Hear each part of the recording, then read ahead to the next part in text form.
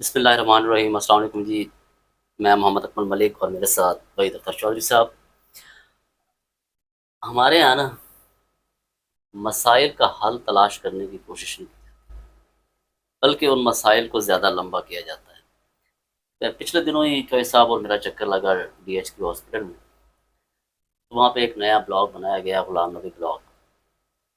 وہاں پہ گائنی اور پیڈس کے پیشنٹ رکھے جاتے ہیں، لیکن اب اس میں بہت ٹھیک ہے، لیکن ہم نے یہ دیکھا ہے کہ وہاں پہ الٹرا ساؤنڈ کے علاوہ باقی جتنے بھی ہیں یعنی کہ ٹیسٹ وغیرہ، ان کی لیبارٹریز ہیں پرانی بلڈنگ میں۔ اچھا، اور ان کی فیسز جو سرکاری ہیں وہ بھی پرانی بلڈنگ میں برانچ ہے، وہاں پہ آ کے فیسز جمع کروائی جاتی ہیں۔ پھر اس کے ساتھ ساتھ ہوتا یہ ہے کہ جو پیشنٹ گائنی میں یا پیریڈز میں آتا ہے، اس کے جتنی لیبارٹری ٹیسٹ کروائے جاتے ہیں، جو بھی ٹیسٹ کروائے جاتے ہیں، وہ بھی پرانی بلڈنگ میں موجود ہیں۔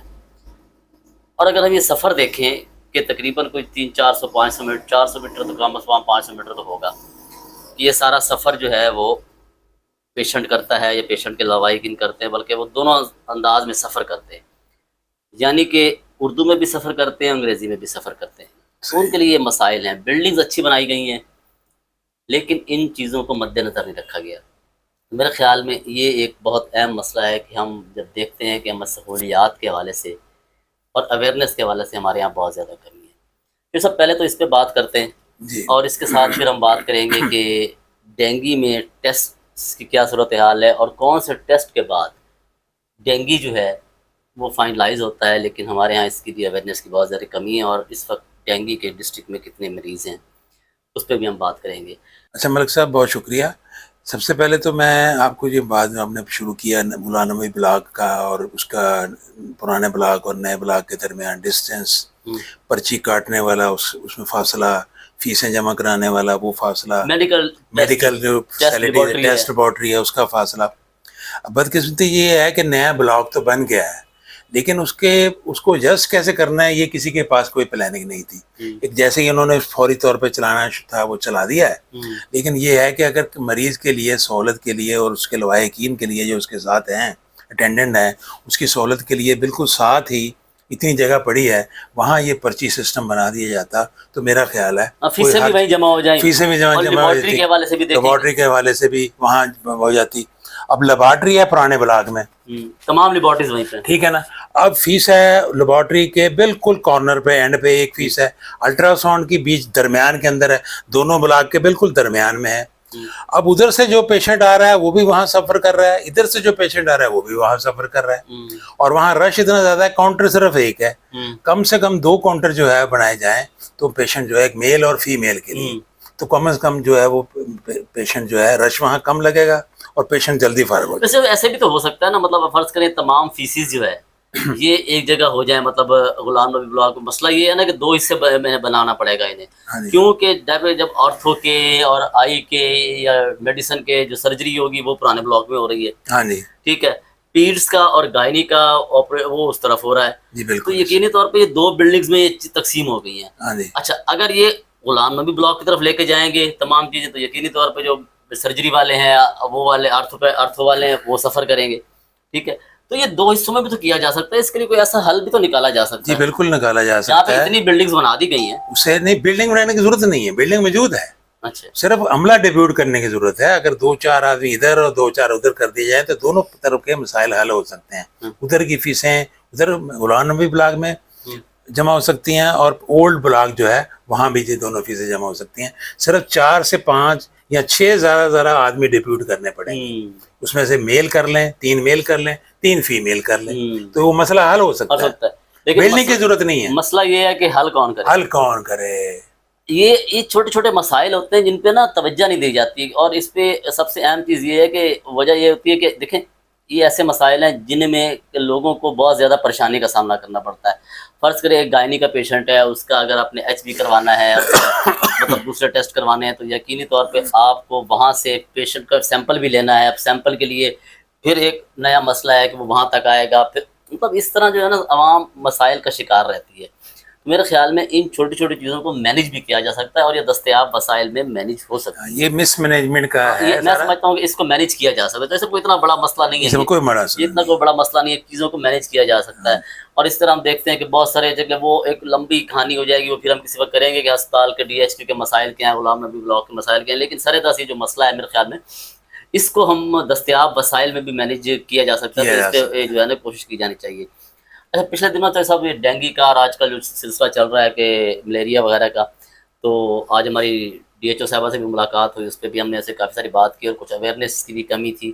تو ایک تو یہ بھی ہمیں بتائیے کہ ڈینگی کی صورتحال اس وقت ڈسٹرکٹ میں ہے کیا, اور دوسرا اب ہم نے دیکھا کہ لوگوں کو نہیں پتا کہ NS1 کیا ہے, PCR کیا ہے, اور پرائیویٹ کلینکس کیا کر رہے ہیں. تو اس پہ تھوڑی سی ذرا وضاحت کریں کہ مطلب لوگوں کو پتہ ہی نہیں ہے اور صورتحال ہے کیا, ڈپارٹمنٹ کا آپس میں لائزن نہیں ہے, کیا مسئلہ کیا ہے اس میں؟ صورتحال یہ ہے جی کہ جب جیسے ہی یہ موسم شروع ہوتا ہے نا جی, ڈینگی کا ایک لیلا آتا ہے ایک دم. اچھا, ایک تو سب سے بڑی بات ہے کہ کولر چلتے ہیں ہر دوسرے گھر میں, ظاہر ہے ہر گھر اے سی افورڈ نہیں کر سکتا. اچھا, اے سی کے بھی اس میں عمل دخل ہے لیکن اس کی طرف توجہ کم ہے. اے سی کا جو پانی جس آپ بالٹی میں آتا ہے, جس پائپ کے ذریعے آتا ہے, وہاں بھی ڈینگی پیدا ہو سکتا ہے کیونکہ صاف پانی میں یہ پیدا ہوتا ہے, وہ بھی صاف پیدا ہوتا ہے. اسے وقفے سے اسے گرانا ہوتا ہے, ڈیزالو کرنا ہوتا ہے, ڈسپرس جسے کرنا کہتے ہیں, پھیلانا ہوتا ہے. اگر وہ آپ ایسے پھینک دیں گے وہ پھر اکٹھا ہو جائے گا. اسے پھیلانا ہوتا ہے صاف پانی کو, جیسے آپ گھر میں فرش دھوتے ہیں تو اسے ویپر سے آپ پھیلاتے ہیں نا, اگر وہ نہیں پھیلائیں گے وہاں بھی پیدا ہو جائے گا. ایک تو یہ مسئلہ ہے. کولر چلتا ہے, اس کا پانی جو ہے وہ اس کے اندر جمع ہوتا ہے, جب آپ کرتے ہیں تو ڈیلی صاف کرتے ہیں تو اسے خالی کرتے ہیں تو وہ اس میں جتنے بھی جراثیم ہوتے ہیں وہ ڈسپرس ہو جاتے ہیں. اگر آپ جمع رکھیں گے تو وہ اس میں پیدا ہو جائے گا, اس میں کوئی نہ کوئی ایسا رستہ ہوگا. ایک تو یہ ہوتا ہے.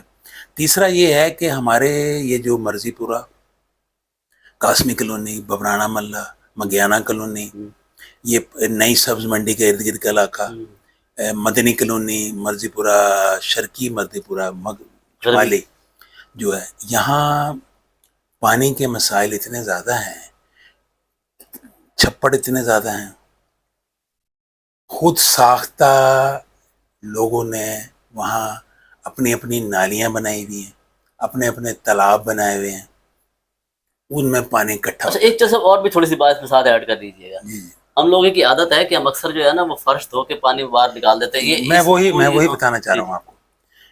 جیسے ہی مطلب میں نے اگر 6 فٹ کا اگر اپنا آگے سے بنایا ہوا گھر کے آگے, تو دوسرے آدمی نے 4 فٹ کا بنایا ہوا ہے, تو جب میں فرش دھوؤں گا تو وہ 6 فٹ کراس کر کے پانی اکٹھا ہوگا نا, وہ میرا اپنا خراب ہو کہ وہاں جی میں نے 4 پودے لگا دیے ہیں, وہ پانی وہاں چلا جائے گا, وہ پانی وہاں اکٹھا ہوتا رہتا ہے, صاف پانی, اس سے ڈینگی پیدا ہوتا ہے, اسی سے ملیریا پیدا ہوتا ہے, اسی سے ٹائیفائڈ ہوتا ہے جب بگڑ جاتا ہے.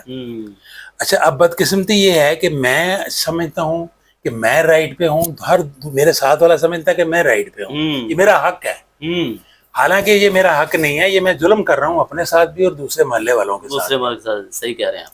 اچھا, تیسرا جو ہے کہ وہاں جب مچھر جو ہے, یہ جو آپ کو شاید یہ علم نہ ہو ابھی, جیسے میڈیکل SHO کیا DHO صاحبہ بتا رہی تھی, ڈاکٹر مریم گل صاحبہ, کہ PC1 اور PCR جو ہے NS1 جو ہے, NS1 جو ہوتا ہے, یہ 2 طرح کے ٹیسٹ ہے. یہ اچھا 2 طرح کا ٹیسٹ ہے, اس میں تھوڑے سے ہم اب جو سب سے بتا. NS1 ہوتا ہے کہ جو انیشیل ٹیسٹ ہوتا ہے, جس میں آ جاتا ہے, لیکن اصل میں جو ہے کہ وہ PCR ہوتا ہے. جب وہ ہوگا تو پھر اس کے بعد فائنل ہو جاتا ہے کہ آپ کو ڈینگی ہے. اب مسئلہ یہ ہے کہ یہاں پہ NS1 تو تمام لیبارٹریز میں ہوتا ہے, لیکن PCR کی سہولت جنگ میں کوئی نہیں ہے. تو اس کو مطلب میرے خیال میں مینٹین اور آگاہی کی بھی بہت کمی ہے. ہاں جی, اس میں آگاہی کی بھی کمی ہے. اب وہ ٹیسٹ ہوتا ہے فیصل آباد. اچھا, پہلا ٹیسٹ جو ہے اس سے صرف یہ پتہ لگتا ہے کہ اس میں وائرس ہے, سمٹم ہے, اس کے جو باڈی ہے, اسنا ہو رہا ہے, سانس ہو رہا ہے, بخار ہو رہا ہے, جو اس کا اتراؤ چڑاؤ ہو رہا ہے, کڑاؤ ہو رہا ہے, وہ جو مریض بتاتا ہے نا جی, وہ پھر اس کے مطابق عمل کیا جاتا ہے. اب بدبختی یہ ہے کہ فیصل آباد میں تو لیبارٹری ہے, ہمارے ہاں بے شمار پرائیویٹ لیبارٹری بھی ہیں, بڑے بڑے ہسپتال بھی ہیں, لیکن کسی بھی ہاسپٹل میں یہ سہولت موجود نہیں ہے. پتہ کہ ہونی چاہیے. ہر آدمی کو ڈکلیئر کر دیا جاتا ہے کہ جی آپ یہ نا آپ کو ڈینگی ہے, آپ کو ملیریا ہے, آپ کو ٹائیفائڈ ہے. بھائی یہ دیکھو تو صحیح اس کی باڈی کے سمٹم کیا ہیں.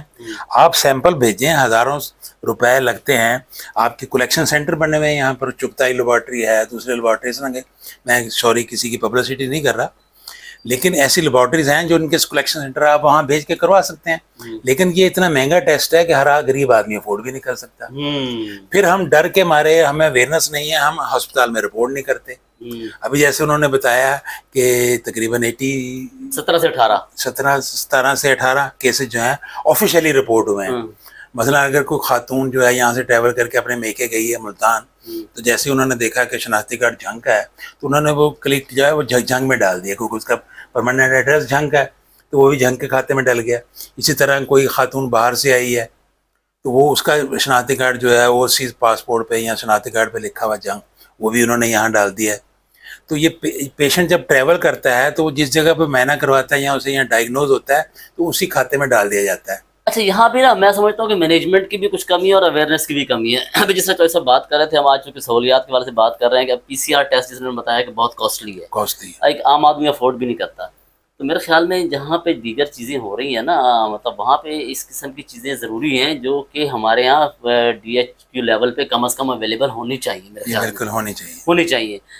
تو میرے خیال میں جہاں پہ دوسرے معاملات آپ کر رہے ہیں, بلڈنگس پہ کروڑوں روپیہ اربوں روپیہ لگ رہا ہے, تو میرے خیال میں اس قسم کی چیزیں بھی وہاں پہ ضروری ہیں اور کرنی چاہیے, بہت ضروری. اور ایک عام آدمی کو پتہ ہی نہیں ہے کہ NS1 کیا ہے, PCR کیا ہے, اس کو پتہ ہی نہیں ہوگا. اس کو تو پتہ چلا سارے جھٹکا لگ گیا, وہ یہ من نہیں ہوگا. ہاں جی بالکل اسی طرح. وہ 10 دن بعد جا کے پتہ لگنا ہے کہ جناب ہویا کہ نہیں ہویا. شاکنگ ہے اور اس کے لیے, اور اس کو زیادہ تکلیف آدمی مریض جو ہے مرض سے اتنا زیادہ نہیں نقصان اسے ہوتا ہے جتنا اسے شوق پہنچتا ہے کہ جب اسے پتہ لگتا ہے کہ مجھے پتہ ہی نہیں تھا کہ وہ مجھے ڈگی یہ ہو گیا. اچھا, اب اس میں نا 2-3 چیزیں ہم دیکھتے ہیں. چوہی صاحب جس طرح بھی آپ بات کر رہے تھے کہ چونکہ بات زیادہ لمبی نہ ہو جائے تو ہم اس کو یہاں پہ وائنڈ اپ بھی کریں گے, اور چوہی صاحب سے بھی آخری کمنٹس لیں گے. دونوں چیزوں میں مس مینجمنٹ ہے, میں یہ سمجھتا ہوں. ہماری ذاتی رائے ہے, ہو سکتا ہے لوگوں کو ہماری رائے سے اختلاف ہو, لیکن ہم یہ سمجھتے ہیں کہ مس مینجمنٹ ہے. ایک غلام نبی بلاک میں جو پیڈز اور گائنی کے پیشنٹ ہیں, ان کے لیبارٹری ٹیسٹ کے لیے جب ان کو اتنا سفر کرنا پڑتا ہے, تو یقینی طور پہ گرمی کے دنوں میں بلکہ کسی بھی موسم میں یہ ایک مشکل عمل ہے, کیونکہ مریض جو پریشانی کی حالت میں ہاسپٹل میں ایڈمٹ ہوتا ہے وہ ویسی پریشانی میں ہوتا ہے, پھر اس کو اتنے چکر لگتے ہیں. تو میرے خیال میں یہ بھی نامناسب بات ہے, اور ان چیزوں کو دیکھنے پہ اور کام کرنے پہ, مینجمنٹ کرنے سے یہ چیزیں ٹھیک ہو سکتی ہے.